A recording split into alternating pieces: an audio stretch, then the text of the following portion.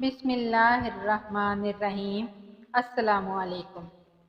جس طرح تاریخ سلطان صلاح الدین ایوبی رحمۃ اللہ علیہ کی باصلاحیت خوبی، بہادری اور جنگجوئی سے متاثر ہے، اس کے ساتھ ساتھ ہندوستان صلاح الدین ایوبی کی عقل مندی سے بھی متاثر ہے۔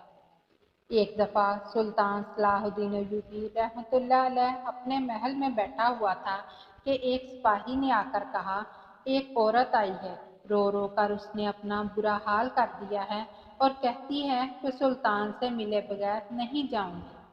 سلطان نے اپنے سپاہی کو حکم دیا کہ فوراً اس عورت کو میرے سامنے حاضر کرو۔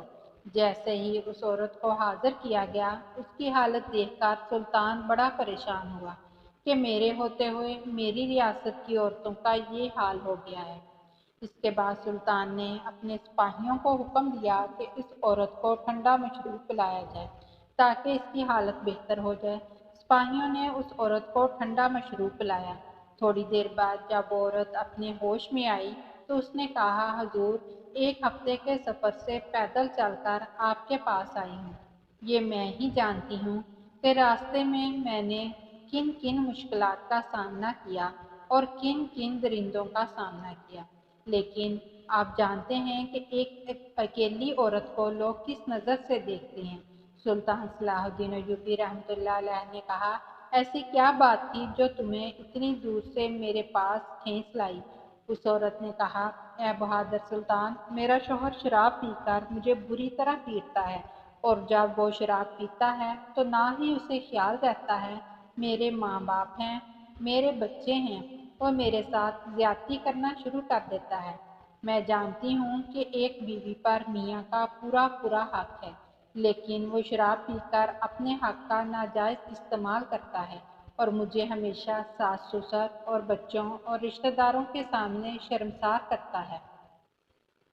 سلطان نے کہا کہ تمہیں تو قاضی کے پاس جانا چاہیے تھا، اور مجھے یقین ہے کہ قاضی تمہیں ضرور انصاف دیتا۔ یہ سن کر اس عورت نے کہا، حضور، میں قاضی کے پاس گئی تھی، لیکن قاضی ہر بار یہی کہتا ہے کہ تمہارے شوہر کے منہ سے شراب کی بو نہیں آتی، اور تمہارے جسم پر بھی کوئی ایسے نشان نہیں ہیں جس سے میں اعتبار کر سکوں۔ میرے پاس کوئی ثبوت بھی نہیں ہے، اس لیے قاضی صاحب میرے شوہر کو سمجھا کر واپس بھیج دیتا ہے، لیکن کوئی سزا نہیں دیتا۔ میرا شوہر جانتا ہے کہ اگر میرے جسم پر چوٹ لگے تو وہ پکڑا جائے گا، اس لیے وہ ایسی جگہ پر تشدد کرتا ہے جس سے جسم پر نشان نہیں پڑتے، لیکن اگر میں چاہتی تو اپنے ہاتھوں سے اپنے جسم پر نشان لگا کر قاضی سے انصاف لے لیتی، لیکن میں جانتی ہوں کہ سلطان کی ریاست میں عورتیں اگر ایسی حرکتیں کرنے لگ گئیں تو ہمارے سلطان کے خواب تو ادھورے رہ جائیں گے۔ یہ سن کر سلطان صلاح الدین ایوبی رحمۃ اللہ علیہ بڑا خوش ہوا کہ اس کی سلطنت کی عورتوں کو اتنا شعور ہے کہ اپنے سلطان کے اعلیٰ مقصد کو بھی جانتے ہیں۔ سلطان حیران ہوا کہ تمہارے شوہر کے منہ سے اس وقت شراب کی بو کیوں نہیں آتی؟ شراب ایک ایسی غلیظ چیز ہے جس کو پینے سے کافی دیر تک پینے والے کے منہ سے بو آتی رہتی ہے۔ اس عورت نے کہا، میرے شوہر نے کسی شاطر حکیم سے ایسی دوا لی ہے، شراب پینے کے بعد جب وہ ہوش میں آ جاتا ہے تو وہ دوا پی لیتا ہے۔ وہ دوا خاص جڑی بوٹیوں سے بنی ہوئی ہے جس سے منہ سے بو نہیں آتی، اور دوائی لینے کے بعد قاضی تو قاضی، آپ بھی اس کو نہیں پکڑ پائیں گے۔ اس حکیم کی دوا مشہور ہے، بڑے بڑے لوگ وہ دوا بڑی دور سے آ کر لے جاتے ہیں۔ یہ دوا وہ لے لیتا ہے اور اس کے منہ سے شراب کی بجائے عطر کی خوشبو آتی ہے۔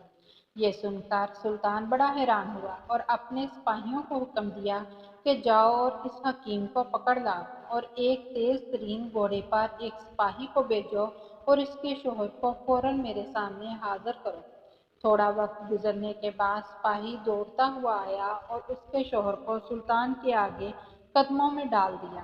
اس کی حالت بتا رہی تھی کہ آدمی ایک نارمل انسان نہیں، اس میں وہی تمام خصلات دکھائی دے رہے تھے جو اس کی بیوی بتا رہی تھی، لیکن سلطان حیران تھا کہ قاضی آخر انصاف کرنے میں کیوں ڈرتا رہا۔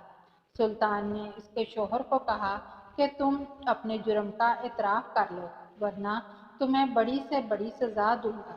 اس نے کہا، آپ عادل ہو، انصاف پسند ہو اور ایماندار ہو، اور مجھے یقین ہے کہ آپ مجھے بغیر ثبوتوں کے کوئی سزا نہیں دو گے۔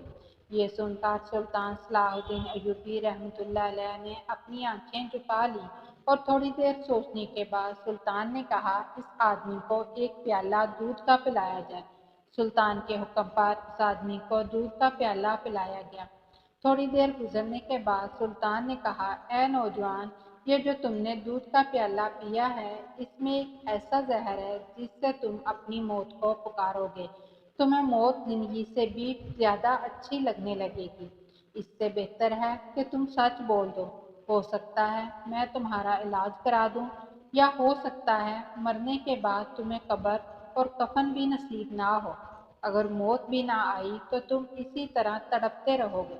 یہ سن کر وہ نوجوان بڑا پریشان ہوا اور دیکھتے ہی دیکھتے زمین پر گر گیا اور کہا، حضور، میں اپنی بیوی کی ہر ایک بات سے اعتراف کرتا ہوں۔ میں اس کے ساتھ ظلم بھی کرتا ہوں، شراب بھی پیتا ہوں اور اس کو اپنے رشتہ داروں کے سامنے شرمسار بھی کرتا ہوں، کیونکہ جب بھی شراب پیتا ہوں تو مجھے کسی چیز کا ہوش نہیں رہتا۔ یہ سن کر بادشاہ نے کہا، اے نوجوان، اب تم کھڑے ہو جاؤ۔ اس دودھ میں کوئی زہر نہیں تھا۔ تمہیں موت کے خوف نے اتنا کمزور بنا دیا ہے کہ تم چند ہی لمحوں میں زمین پر گر گئے۔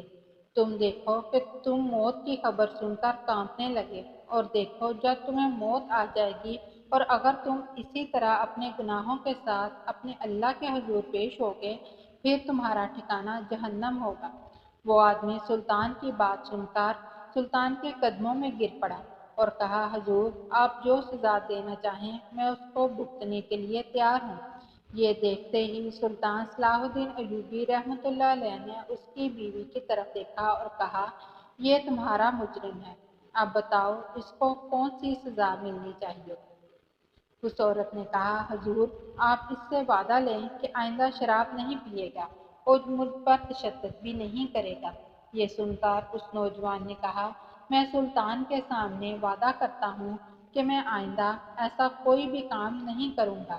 یہ دیکھ کر عورت بولی، اے میرے عادل اور بہادر سلطان، جتنا آپ کے بارے میں نے سن رکھا تھا، آپ اس سے کئی گنا زیادہ بہادر ہیں۔ جس مقدمے کو لے کر میں 1 سال سے قاضیوں کے پاس لے کر پھر رہی ہوں اور اپنے شوہر کے ظلم برداشت کر رہی ہوں، لیکن ابھی تک مجھے انصاف نہیں ملا تھا، لیکن آپ نے چند ہی لمحوں میں میرے شوہر کو راہ راست پر ڈال دیا ہے۔